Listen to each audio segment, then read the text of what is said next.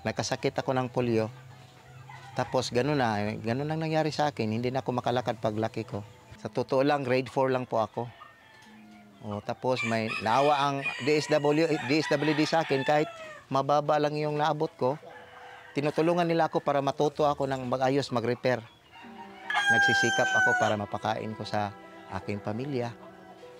Ito ang tirahan ng mag-asawang Glicerio at Rosalinda na parehong PWD o Persons with Disability.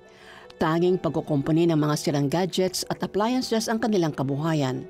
Hindi naging hadlang ang kanilang kapansanan at kahirapan upang lumaban sa buhay.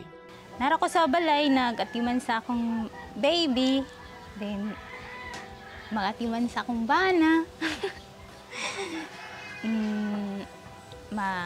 Sa trabahoon sa balay, maglaba, magluto, maglimpyo. Mahirap pero okay lang kasi masaya naman.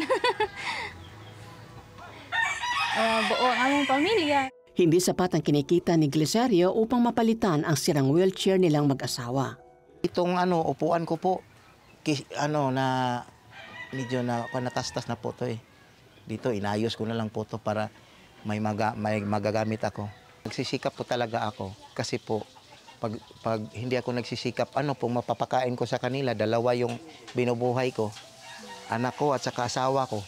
Upang makapagtrabaho ng maayos, ito ang tanging hiling ni Glicerio. Kailangan ko talaga ng bago, kaya humihingi ako ng bago.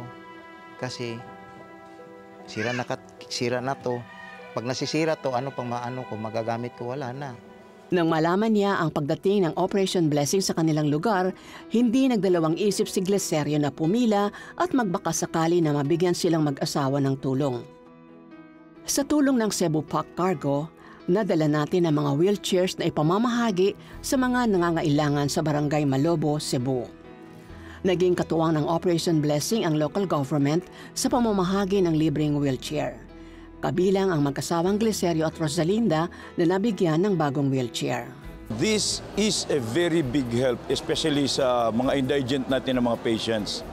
Marami tayong mga Cebuanos that really need these wheelchairs. Ang laking tulong po talaga. Una po sa lahat, I would like to thank Operation Blessing.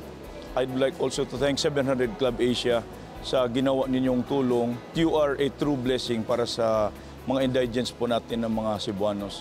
Naranasan din ng mag-asawa ang pag-asa na nanggagaling sa salita ng Diyos na siyang magiging sandigan nila sa buhay. Di maipaliwanag ang kagalakang hatid nito sa buhay ni Glicerio at Rosalinda. Siyempre po, masayang-masaya po. Hindi matularan ang kasayahan ko po na nagkaroon ako ng bago ng wheelchair. Sobrang happy. Happy jud kayo kay nanay bagong wheelchair. Thank you, Operation Blessing!